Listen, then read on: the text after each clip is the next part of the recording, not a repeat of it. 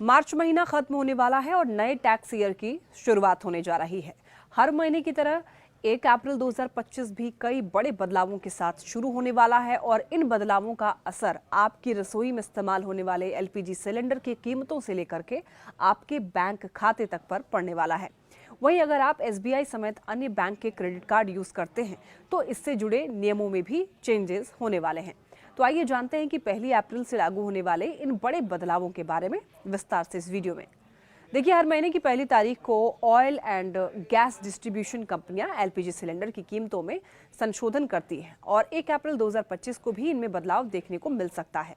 बीते कुछ समय में जहां 19 किलोग्राम वाला एलपीजी सिलेंडर की कीमतों घट बढ़ देखने को मिल रही है, तो वहीं लंबे समय से रसोई गैस सिलेंडर की कीमतें जो हैं यथावत बनी हुई हैं। ऐसे में नए वित्त वर्षों की शुरुआत के साथ ही लोगों को 14 किलोग्राम वाले सिलेंडर की कीमतों में राहत भरे बदलाव की उम्मीद है।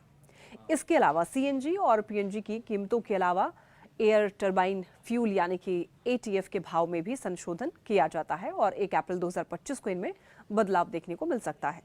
सीएनजी की कीमतों में उतार चढ़ाव जहां आपके वाहन पर होने वाले खर्च में इजाफा या राहत पहुंचाने वाले होंगे, तो एटीएफ की कीमतों में बढ़ोतरी से हवाई यात्रा महंगी हो सकती है।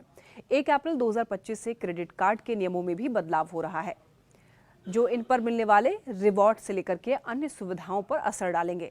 एक और जहां पर एसबीआई अपने सिंपल क्लिक क्रेडिट कार्ड पर स्विगी रिवॉर्ड को 5 गुना घटाकर आधा कर देगा, तो वहीं एयर इंडिया सिग्नेचर पॉइंट्स को 30 से घटा करके 10 कर दिया जाएगा।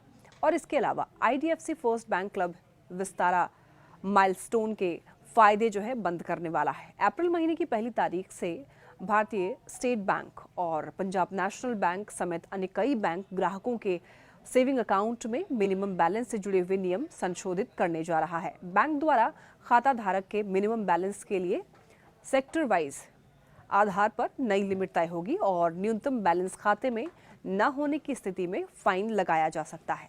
1 अप्रैल से अगला बदलाव यूपीआई से जुड़ा हुआ है और जिन मोबाइल नंबरों से जुड़े हुए यूपीआई अकाउंट्स लंबे समय से एक्टिव नहीं है, बैंक रिकॉर्ड से हटाया जाएगा उसे।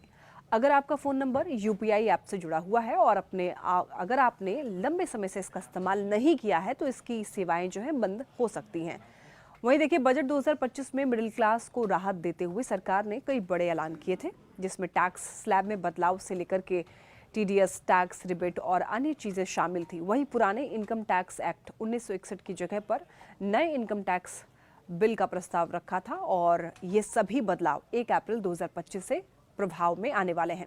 नए टैक्स स्लैब के तहत सालाना 12 लाख रुपए तक कमाने वाले व्यक्तियों को टैक्स का भुगतान करने से छूट दी जाएगी। इसके अलावा वेतनभोगी कर्मचारी 75,000 रुपए की स्टैंडर्ड डिडक्शन के लिए पात्र होंगे और इसका मतलब ये है कि 12.75 लाख रुपए तक की वेतन आय अब टैक्स से मुक्त हो सकती है। हालांकि ये छूट केवल उन लोगों पर लागू होती है जो कि नया टैक्स विकल्प चुनते हैं।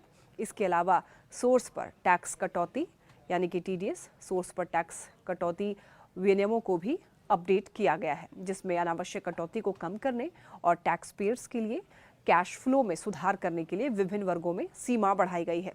उदाहरण के लिए वरिष्ठ नागरिकों के लिए ब्याज आय पर टीडीएस की सीमा जो है वो दोगुनी करके 1 लाख रुपए कर दी गई है, जिससे बुजुर्गों के लिए वित्तीय सुरक्षा बढ़ गई है। और इसी तरह किराए की आय पर छूट की सीमा बढ़ाकर 6 लाख रुपए सालाना कर दी गई है, जिससे मकान मालिकों के लिए बोझ कम हो गया है और शहरी क्षेत्रों में किराए के बाजारों को बढ़ावा मिल सकता है।